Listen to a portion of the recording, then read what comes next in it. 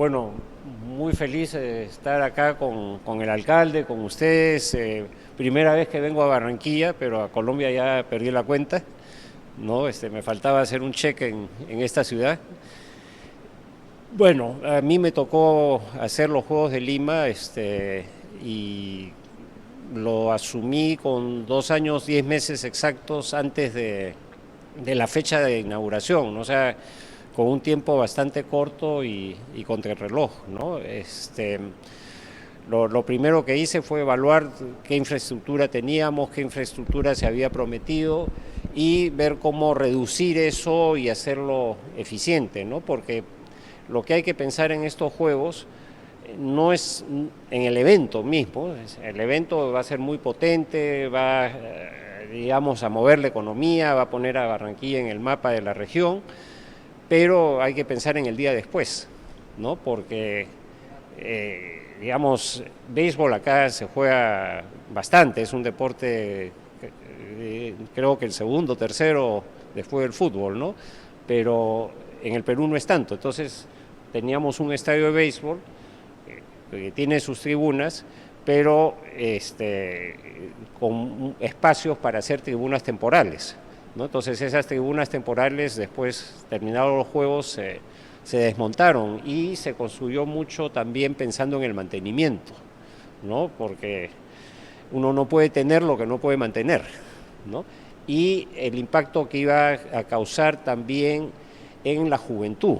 O sea, el deporte es el mejor remedio para el alcohol, para las drogas, y es un ahorro de 1 a 3, o sea, $1 invertido en deportes le puede ayudar a uno en ahorros en temas de medicina, ¿no? O sea, el que hace deporte por lo general está más dispuesto a durar más, a durar mejor, tener una vida prácticamente hasta el final más sana y más confortable, ¿no? El que no es deportista tiene más riesgos, pues, de durar menos o tener una vejez un poco más fastidiosa, ¿no? Entonces, en ese sentido, lo que estamos haciendo es invertir en la juventud, ¿no? Y que el deporte sea difundido. Buscamos mucho, por ejemplo, en los Juegos de Lima, hacer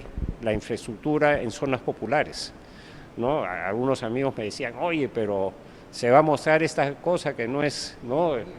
En Villa María del Triunfo, ¿no? Es una zona netamente popular, pero que se ha usado, claro, terminó los Panamericanos unos meses más, nos vino la pandemia, pero ese principio de verano, nuestro verano son los primeros 3 meses, tuvimos como a 10.000 chicos usando todas las sedes. Ahora último, también todas las sedes se usan y se les cobra una cifra módica, porque tampoco a veces, digamos, los políticos dicen, no, tiene que ser regalado. No, que se pague lo justo, porque el padre que sacrifique sus cervezas, ¿no? Y que pueda invertir en sus hijos, ¿no? Entonces, ese fue y tratar de hacer unos juegos verdes, ¿no? La vía panamericana fue con certificación verde, ¿no? La reutilización del agua, en fin, hubieron una serie de conceptos, incluso en todas las sedes, pues, segregación de basura, cosas importantes. Y más o menos nuestro cálculo fue que dimos empleo a cerca de 500.000 de personas. O sea, hay lo que se llama directo, que es los que trabajaron, indirecto, los proveedores, y el inducido, o sea, los restaurantes, toda la actividad económica que se movió alrededor de los juegos fue bien interesante. Y también hicimos un cálculo de cuánto fue de ayuda a la imagen país, ¿no? Contratamos 1.000 horas de televisión, ¿no? Que la televisión más o menos nos costó $200 millones, todo esto, pero para tener el mismo impacto con una campaña de publicidad hacia el país era más de 1.000 y pico millones de dólares, ¿no? Lástima que vino la pandemia y a todos nos fastidió, pero por el otro lado, Dios sabe algunas cosas, ¿no? Y la vía panamericana se usó como para el COVID. Tuvimos alojados a 56.000 personas desde que empezó la pandemia. Mucha gente humilde que vivía pues hacinada en sus casas, hallaron un lugar de refugio en la vía panamericana. 56.000 personas no es poca cosa, ¿no? Y en las sedes de donde hicimos los Juegos se lograron vacunar 12 millones de personas. Entonces, fue un legado no previsto, ¿no? Pero que gracias a los Juegos se permitió, ¿no? Y además nosotros usamos sistemas internacionales de contratación que nos permitieron, los peores costos en nuestros países de las obras son las que se paralizan, ¿no? Entonces, desde que nosotros empezamos a construir, nunca paramos. O sea, la primera obra que se lanzó fue la vía panamericana en diciembre del 17, ¿no? Y esa se terminó en diciembre del 18. O sea, bueno, 2 meses más para lo que es terminados, pero estaba lista. Y la última obra fue terminada 3 meses antes de los Juegos, siempre buscando ahorros y eficiencias, ¿no? Entonces, y pensando que tenías que cumplir con un compromiso de Estado, ¿no? Pensamos, como decía, al inicio era contra la corriente en su vida, ¿no? Y bueno, se logró hacer. Al final tuvimos una aceptación del 93% de la población peruana aceptando los Juegos, ¿no?